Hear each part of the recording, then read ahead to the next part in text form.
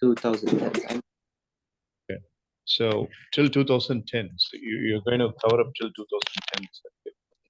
Yeah, I'll do it like I'll do it like probably not next week, maybe like a week after, maybe like some other.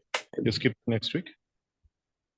No, I'm not gonna skip next week. I'm just I may do a different presentation next week. Oh, I see. Okay, fine. Right. So yeah, it was pretty informative, and I've got a couple of questions on the presentation. You see, this 1920s, you mentioned in the slide that robbery, then gangsters, and it was a time when extortion was too much in America. And you also mentioned a statement that the gangsters were glorified. That was actually right. In the 1920s, the gangsters, before even the colonial system, people were respecting the viceroys. And yes, England was having a grudge and it was having a pick on America, but still there was another domineering factor that was capturing and keeping America captive was this gangster and the kind of communal riots that used to happen. And over the period of time, in 1930s and 1935 or 1936, during the scientific invention time, when America was gathering the attention from the entire world about the new forms of scientific inventions. So scientific inventions slowly started cropping up during the time. I think, if I'm not wrong, it was during 1937, 1938. All these Einsteins and all the modern, people who were speaking about science, they all cropped up. My question is, how do you think this vulnerable gangster culture has been gradually getting down in a matter of a decade? How could that be even possible in a very domineering country like America? What's your thought as a modern age teenager? The gangster.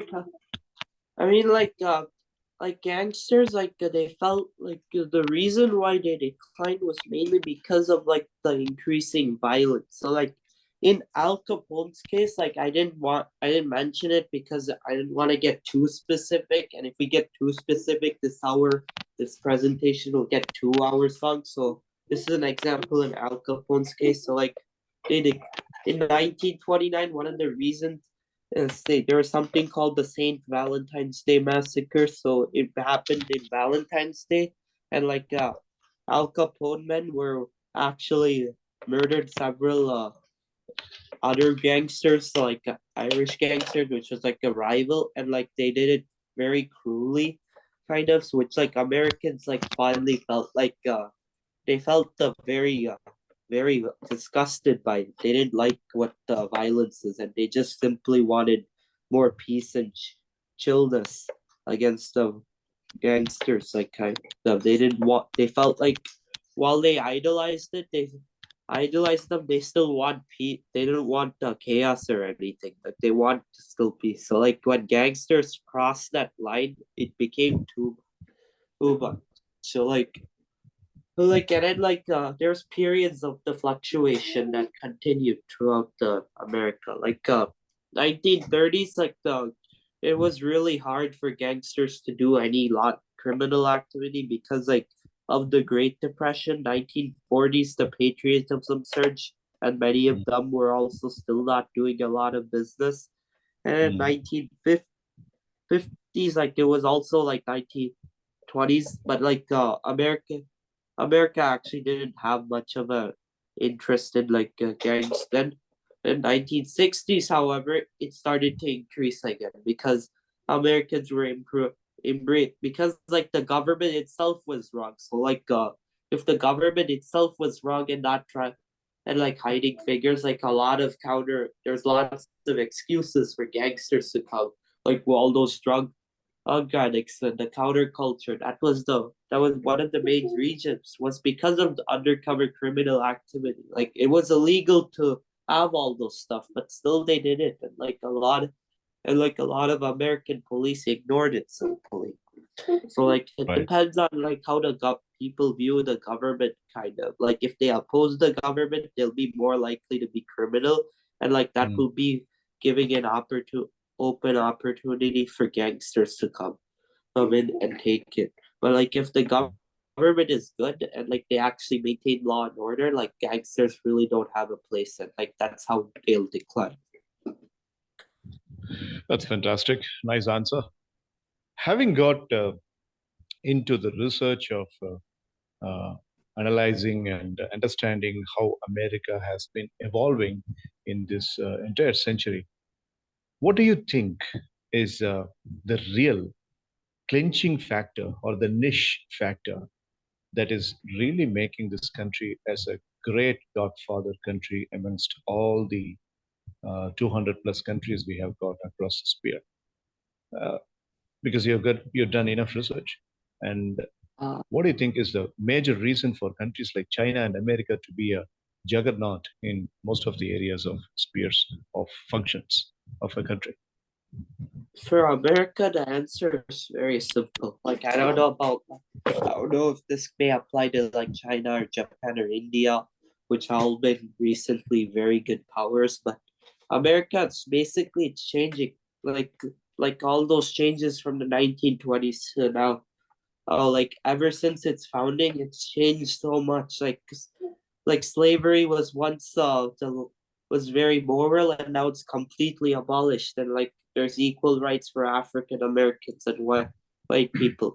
Well, sure, there needs to be progress still, but like it's getting from compared to like 100 years ago, it's a lot better. For example, like the economy, it's always been control, always been like more tumultuous. Like even with there's lots of very big recessions and even one depression and throughout this, but like America was rebounding whenever, and like they were learning it, and like it's continuing, and they just continue to learn from it, and they just became it. And like one of the reasons why is because of the amount of freedom America has. So like the freedom that America it's more getting more and more giving more and more freedom to its citizens, and like that's allowing for more scientific thought, more all these stuff, and like that was a lot, and that's making the progress of America move more,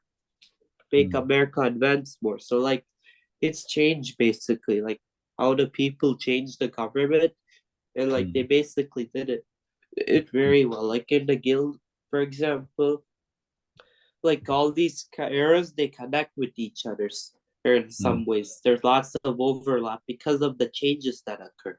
So like mm, this is out of the 1920s to 1960s example, though in the late 19th century, so 1860s to 1890s, big mm, businesses were big growing as like anything, and they were becoming overpowered, and like they were giving horrible conditions to all the workers. So like a small percentage of wealth mm, was concentrated in the wealthy. It's like an mm, exaggerated view of capitalism, kind of. mm, So like mm, in response in 1900s, it's progressive. There's something called the progressive era, which started controlling these big businesses and like gave workers more rights and stuff. So like that's one of the major examples. So like mm, even though you may be struggling, next generation is probably not gonna struggle as much due to that. mm. All right. Okay. That's fair enough. Okay. So, last question. What really induced you to come up with this historical presentation? And what was the unique reason for it, besides the science and known for a the science being a science prodigy in terms of presentation? What made you go into this history? I like history as well in general. It's not like science is my main. Science I Mm, like a lot, though like history is also something that I like. And like this presentation, like if I were to, I don't know like how much US knowledge India is covering basically. So like if I give you a basic overview of it, then mm, maybe I can give a few, then if I can go into detailed presentation in the future that mm, can you'll know some background of it, which will help you understand the presentation more. So like that's probably one reason why I made this presentation specifically. It's mm, just to make more background knowledge, so like I can do more of these historical presentations, then like you'll understand rather than completely be unaware of it. All right. All right.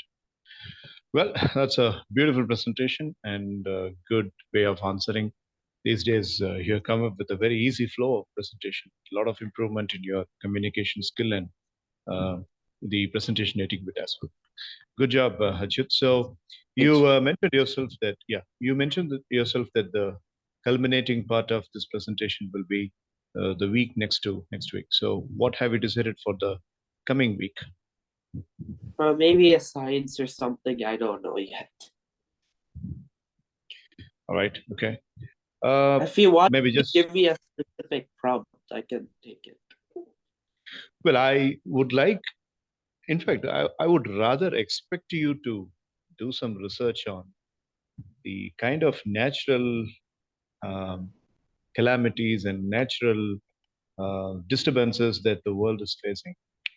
The kind of the eclipses, the ozone problems, the tsunamis, and the weather forecast. Now Tamil Nadu is Climate soaking in. change? Sorry. Is it like climate change or something? Not only climate change, the natural disasters that are very frequently occurring, interrupting our current livelihood, which also includes climate change. Um, you know, you people, when you're growing up and when you come to the middle age, you people would be used to do it, like pandemic coming up, volcano, not volcano exactly, pandemic or earthquake or sudden, floods, droughts, rains, and all that. So from 21st century beginning itself, we have been getting all these things interrupting our technologically driven world. So how do you think the modern youngsters can escape this, or how should they change the mindset or keep the mindset ready for facing the challenges of the future? Hope you get the theme. I haven't given you a topic, I have given you a theme. Can you touch on this? Yes, sir. Maybe you can take one segment, Achyut. Like if you want to speak about climate changes alone, since it's vast one, if you want to go step by step, you can very much touch one specific area, widen it up, zoom it up, and make a presentation on that. Just give a thought. Okay. This is not compulsory. This is not compulsory. And in between, if you have any other triggering point to do, you're most welcome to do that. But if nothing is cropping up in your mind, then keep this as an option. Yeah, I'll take this as an option, actually. Yeah, right. Okay, so that's it for today. And if you've got any clarifications, do you have any questions towards before we finish? No, sir. Okay, very well done. And I would seriously look forward to the rest of this presentation because it's a very interesting one. I want to know more about America in 70s and 80s. Like, yeah, there's a lot of stuff that occurred. Correct. And I recently read a blog that America is craving to go back to the 80s and 70s life, which was the most heavenly life that America has ever seen in this platinum of sphere. So try to bring up more. I'd have to disagree with that a little bit, especially the 70s. Okay. Like 1950s is probably the most ideal. I see. Okay. You mean they feel it is interesting? Like 1950s was probably the best life for most Americans. Like economy was stable. Like sure, women could have gotten into more jobs and stuff because like most of them were kept at home. But like other and African American rights could have improved a little bit, even though it was changing during this time. But still, 1950s would be the best. No, 1970s, there's a lot of chaos. Right. Correct. Yeah. Maybe we will speak about that more when you are making the presentation and bringing up the slides, carrying the information. I think that would give us more clarity. And I can even go backwards, even 1910s, 1900s, 1890s, maybe in the future. Even. Anything. I equally like history very much. So if you have more time, besides all these academic crunches you have, if you're able to make research, then go for it. Okay. Either go reverse or go forward. It's your choice. Okay, sir.